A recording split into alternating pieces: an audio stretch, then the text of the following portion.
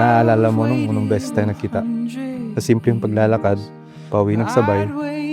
Hindi ko in-expect na yun na pala ang simula ng pinakamahalagang bagay sa buhay ko. Simpleng sandali lang yun, tahimik, madilim.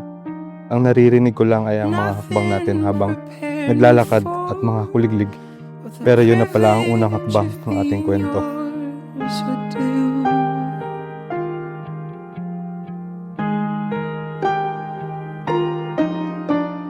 After 3 years nung makita kitang muli, I felt something I never felt before. Habang nakatingin sa'yo, biglang nag-slow mo ang paligid ko. Parang tumigil ang oras, tumahimik ang kapaligiran. Ikaw lang ang nakikita ko. Ang ganda-ganda mo. How you curl your lip when you concentrate enough, but I would've known. And I thank God every day that we didn't have to go through heartbreak after heartbreak just to find each other. I always tell you, alam mo ang swerte natin kasi pinakita agad tayo ni Lord. I can't even say that I asked God for you because He led me to you before I even knew what love really was. Your love is my turning page. Only the sweetest words remain. Nang dumating ka sa buhay ko, love, binago mo yung takbo ng yung dating puro barkada at laro lang ang inaatupag na karoon ng saysay.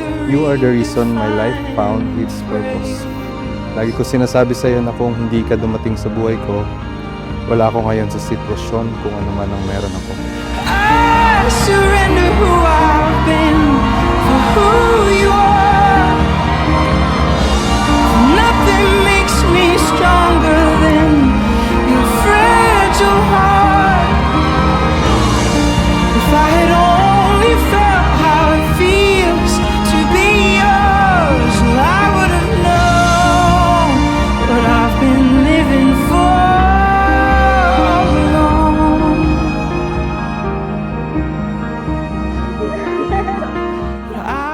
Check ko muna kung tama yung grammar.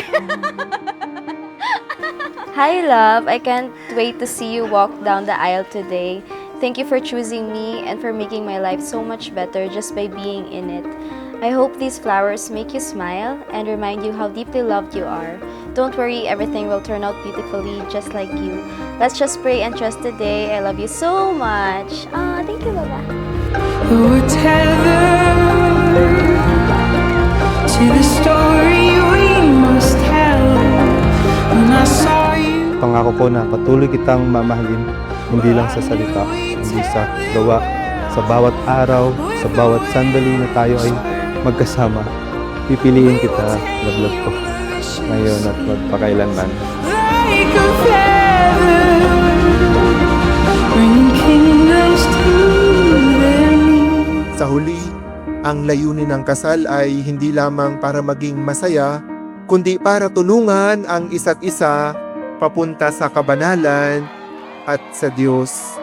Ang mag-asawa ay hindi lamang partners in life. They are companions on the journey to heaven.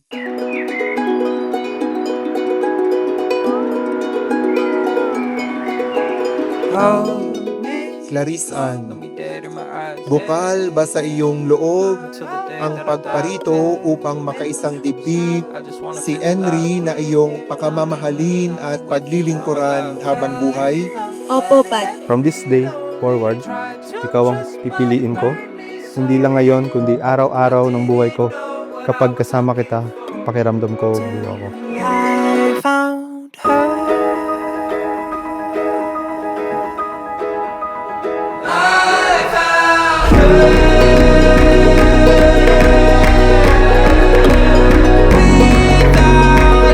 I'm a mess. There was nothing about that love that made sense. I was stressed.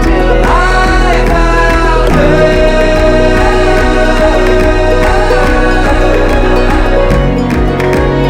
Found me lonely, lost and lonely. One step away. Sometimes, I wonder how it's possible to be loved this gently, this patiently.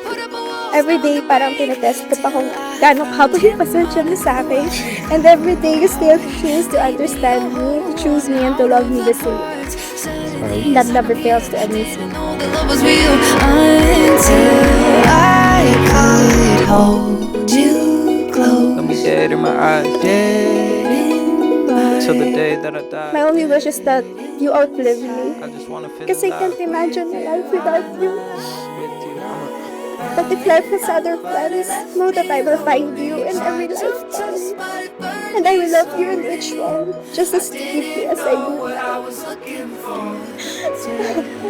I love you.